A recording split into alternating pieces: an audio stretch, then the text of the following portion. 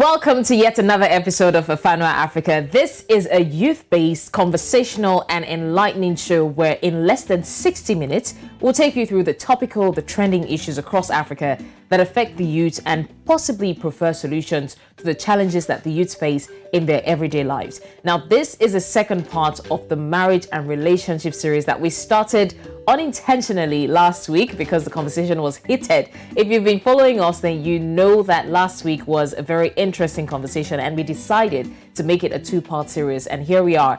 Well, if you were following, you would understand that we're talking about marriage and relationship and every challenge and problems in between. So this is just to remind you that last week we said placing youth and marriage side by side is always a very interesting conversation.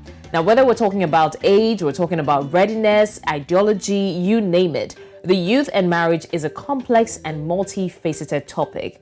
Now, while studies have shown that people are tending to delay marriage until later in life, there's still many young people who choose to get married at a relatively young age. But sometimes the pressure that comes from family, from friends, society, or social media makes it even harder. And these are the things that we talked about last week. We also said that readiness for marriage involves emotional, psychological, and physical maturity. And I remember Alright saying that you must have a picture of what you want before you dabble into it. And it also involves financial stability, which we'll be talking more about this time around, and a commitment to working through difficulties and conflict in a healthy way.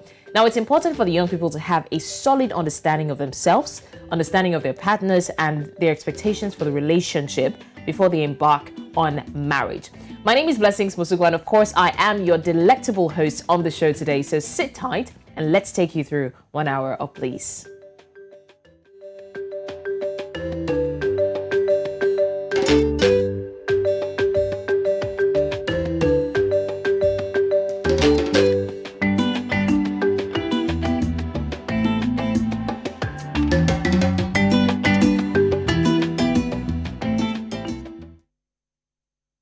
Now, statistics indicate that marriage, particularly in recent years, has considerably decreased. And in contrary, marriage age, especially in big cities and places nearer to civilization, has increased, so that youth marry at ages when enthusiasm and vivacity has nearly faded, and the prime time of marriage has also ended.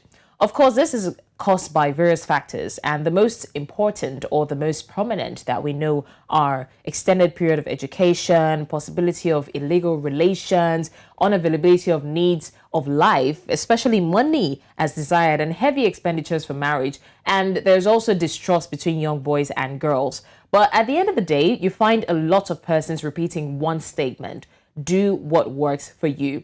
Now, the question is, should that be the case, or should we go back to the drawing board when people were marrying at young ages and then, they were almost the same age? I mean, of course, it's impossible, but they're dragging age with their children and, having great-grandchildren even while they're still alive, which is a very beautiful thing. So the question that begs for answers is, should it always be the case of do what works for you, or there is a norm that should be followed in marriage?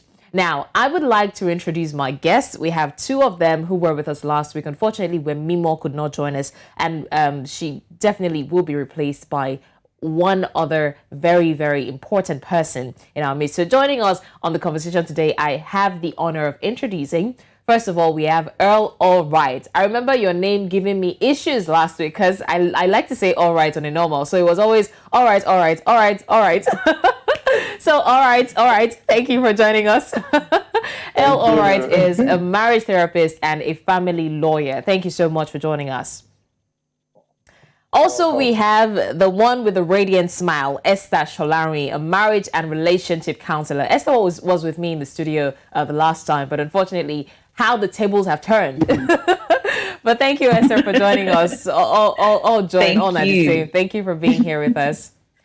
And last but not the least, we have a dating and marriage coach. I remember last week I was saying that I was joined by experts, so I cannot even mistakenly miss Yan, and this time it's the same thing. So we have a dating and marriage coach in the house who is Joy Nwokoro. She's also a counselor and keynote speaker. Please make welcome Joy. Thank you. Thank you, Joy, for joining us. So Joy will be taking the spot of Wemimo, who is a media communications and strategy consultant, who also gave her opinions on the matter last week. And it really was an interesting conversation if you were following.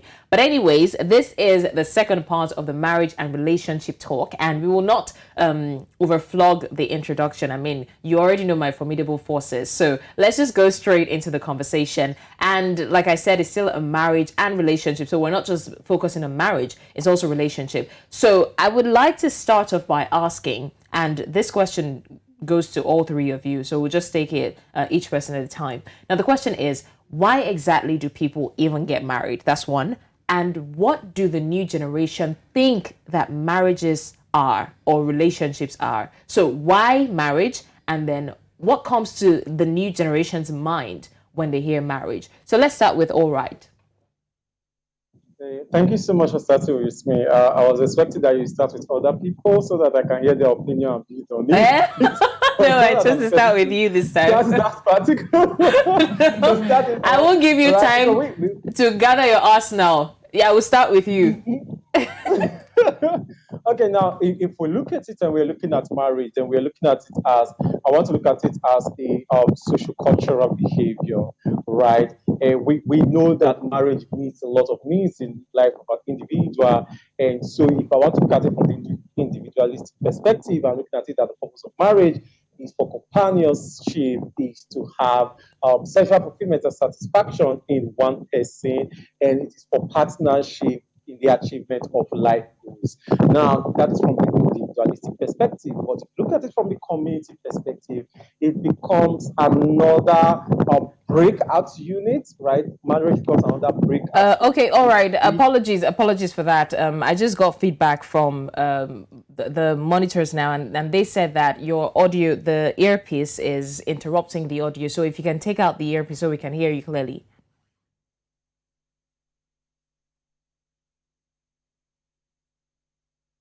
Okay, while we wait for Alright to do that, let me just direct the question at Esther. We'll come back to Alright. He was already given his point, but Esther, please go ahead. Okay, so why marriages, right? He has actually already answered the question, and it's very simple. Primarily for companionship. I mean, you don't want to do life alone. You want to have someone who is equally invested in your life, equally committed to you, ready to go the journey with you, ready to stand by you, stand for you, stand with you, stand. Any definition of stand you want to give to it, really. You know, just stand. So you have that, and also you have it for procreation or sexual fulfillment, like he said, or even sexual pleasure. Yeah, so we are saying instead of going outside, you have one person that is with you for the rest of your life, and you guys can do and undo till your teeth fall off, basically. Okay, why else do people get married? They get married because they have a purpose. They are driving together as a union for partnership, for them to achieve major goals together. Let's face it, we work better as a team than we would do alone. So people get married for these reasons, and people also have very selfish reasons for getting married. It's important to state that, yeah, people get married for selfish reasons. They get married because they want to now be known as Mrs. This or Mr. This. They get married because, oh, this person is boxed up and it's not a bad idea to be married to someone. You know, they get married because society has said we should get married. And then they get into the marriage institution and realize that it is not a walk in the park like they thought. And there the conflicts begin. Esther, you really explained it like it was a movie. I was so interested to know what happened after. Then I remember that I asked the question. It's not a movie. But anyways, before we come to Joy, do we have Alright? Okay, we don't have him yet. So I'll just toss the coin to Joy. What do you have to say about it? Okay, so thank you. So typically, human beings don't do well alone. You know, just like Esther said, I'd like to go back to the Bible, you know, the best books. It says that man should not live alone, you know. I mean, I'm trying paraphrasing it now. In the book of Genesis, it says when God made Adam, you know, he thought about the importance of him not carrying the whole load alone.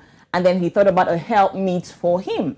So I'm talking about why important marriage is. Marriage is very important because human beings don't do well alone, you know, as people. Yes, we know some school of thoughts that would say it doesn't matter if you journey life alone and all, you can actually be isolated and do well in life. I am not disputing that. But typically when man and woman, come together to say, okay, let's begin to journey life together and, forge ahead in life, many times things, balance up, both ways. Coming to the fact also concerning why, coming to the negative part right now, or on the flip side, why man and woman come together to do marriage, you would find that parental pressure also comes to play when your parents think that as a youth, you have done primary school, you've gone through secondary, they have trained you through the university, and in most cases, you've done your master's, and then there you are still single. Many times there's pressure from mommy, from daddy, from that uncle, that aunt. So typically looking at it, you'd find out that marriage in Africa, coming to Africa really, marriage is very important to us because we think man shouldn't do life alone. When Joy was saying man shouldn't do life alone, I was going to ask, so does it mean I can just get a roommate of the same gender? Does that work? Because, it's basically the same thing, or is it not? It doesn't work that way, really. There are a whole lot of preparation and things we must look at when you're saying, I want to pick you as my husband, or I want to pick you as my wife. Okay, well, having said that, I don't know if we have All Right yet. All Right, are you there? Yes, thank you. Okay. Thank you so much. Like I was saying, that is from an individual perspective. So there are people who want to get married because they are lonely for companionship and because they want sexual satisfaction. And I usually say this to many people who are out there: if you remove sexual pleasure from it, many of them will not have gotten married. So there's a big possibility that one of the reasons why we get married is because we want to have that ability to have the opportunity to share our sexual experiences with one person. That's from the individualistic perspective. If you look at it from the community perspective, the social cultural perspective, another purpose why people marry is to expand, right, and to advance their community, because the marriage, a marriage then becomes the breakout unit through which communities expand, through which our social interactions expand. So these are more of the reasons. So many times it could be from your own perspective, in the sense that, I want to get married because I'm lonely, or because I want to have someone to share my life with, the partnership part, or I want someone to be able to have unlimited sexual experiences, which is sexual pleasure. Or on the other hand, it is family and it is community putting pressure on you to say, we want you to get married because we want you to expand and we want you to enlarge and we want you to advance our community. Fantastic. Okay, thank you so much for that. All right. Now, all three of you have given your ideas of why people get married, and this is going to set a base for our conversation today. But before we go further, we're definitely going to take a look at what youths have to say about the concept of marriage and relationship. Of course, it's a youth-based show, and it's it's a Pan-African program. So we'll check out what the youths across Africa have to say about marriage, and we'll be right back to talk about it.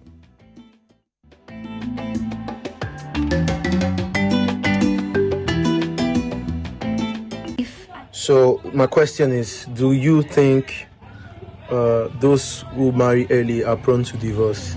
Well, yes. My answer is yes. And that's because I feel like you haven't gathered enough experiences for you to decide if your partner is right for you. There are some things you need to go through in life. There's some decisions you have to make alone before you push through with marriage.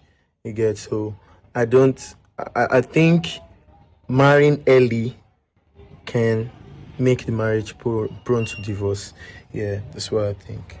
So, marriage is a personal thing. It's about individual readiness, your commitment. Are you ready for it? Whether you're 20, you're 30, you're 50. Even at old age, I think people get married, people marry and remarry. It's about individuals' readiness. And if you have someone you think is suitable for you, someone you think you love. And for me, I think marriage is about love. Whether you are 20 or 30, do you love this person? Are you ready to spend your your lifetime with this person, because for some persons marriage is a lifetime, while for some other people marriage is for a period of time. It depends on are you people compatible?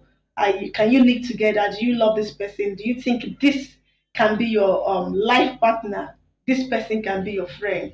So it's not about age. There's no age tag to marriage. The question is, are you ready for it? And whenever you're ready for it, I think you should just go for it. But again, ensure you are getting married to the person you like, the person you're ready to spend the rest of your life with. So on the topic of early marriage, I feel it's a good thing as it gives the young husband and wife a sense of direction and responsibility very early in life. It also gives them time to raise their kids and train them in ways they want in very good time. Yeah, so it's a good thing and I feel it should be encouraged. Um, Actually, there is no right time for marriage. The right time for marriage is when both the man and the woman are ready to live and live, meaning when they are ready to leave their parents and settle down together as man and wife. According to the Bible, in Ephesians 5 verse 31, it's stated there. So it's when the when both parties are ready, fully ready, both emotionally, spiritually, financially, in all areas. Once they are ready to um, live and cleave, then that is the right time for marriage. And when once God is involved, then it's definitely the right time. So there is no particular time, there is no right time or right age. You have to be emotionally ready and money financially ready. Person no get money no suppose dey trick hand for love. You have to be financially ready because money will be like the backbone of a relationship. Like the backbone of a relationship. Love could only like take you so far. Love could only take you so far. Money would like no man, money is that boost. You compare normal love to baby, I'm missing it. Two of them are the same thing.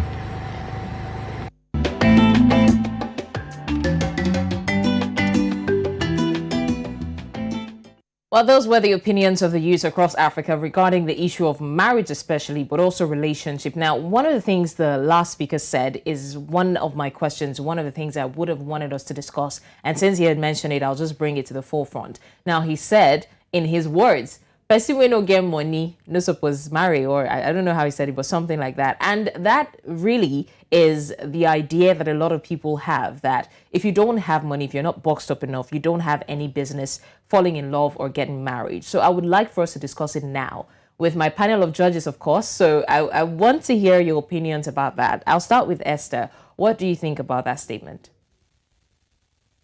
If you don't get money, no marry you. Okay, but don't forget, we're also talking about it from the angle of marriage and relationship. Mm-hmm. Okay. I mean, the point is this: you need money. See, love is sweet, but see, when you not add money to the love, it's sweet. Okay. Like there is a whole lot you need money for. Just being in a relationship takes a lot, from phone calls to going out, eating out, and all of that, even to gifts. But this is where I have a problem. The idea of money that people think they need to have is sometimes, permit me to use the word unrealistic. Unrealistic is not the actual word, because again, it depends on the standard of living you want to have for yourself. Yeah, there are some people that will tell you that I am not going to get married until I have a house of my own, a car of my own, until I am able to maybe have 10 million naira in my account and all of that. And then you look at it and you're saying, so you are 30. How much are you earning? You are probably earning 150K. And they are saying you are not going to marry till you have all of these things. And when you say you want to marry, I want to marry the next 2 years. How realistic is that? Do you get? So reality is that money plays a huge role. As a matter of fact, I can say more than 50% of the conversation you have in marriages, especially, revolves around money one way or the other. You are talking about, oh, we need to move to a new apartment, money is involved. Oh, we need to get diaper for our daughter, money is involved. Oh, we like every single thing just has a way of bringing money into the conversation. But you see, it's also not just about earning the money. It is more about the mindsets attached to you in terms of money, in terms of finance. Like when you think of money, what comes to your mind? There are some people that all they think of is, oh, I just want to blow. When I blow, I will hammer. But then they blow and a different dimension of themselves evolves. And then you begin to see that these guys can blow 10 million naira in one day. These guys don't even know how to save. These guys they don't even know anything about investment. These guys don't even know how to spend on themselves. So it is a lot. Beyond you wanting to earn, the question is, what is your mindset regarding money? And even as you're in a relationship with someone, these are the conversations you should be having. You should be asking these questions. So how do you behave when you have money? How do you behave when you don't have money? These are things you should be observing. So you see someone, the person is depressed and sad and angry, and you're like, okay, they've not paid your salary. Okay, that should give you an idea of what you are getting into. So even if the person is earning 1 million naira per month, if the person has this idea that money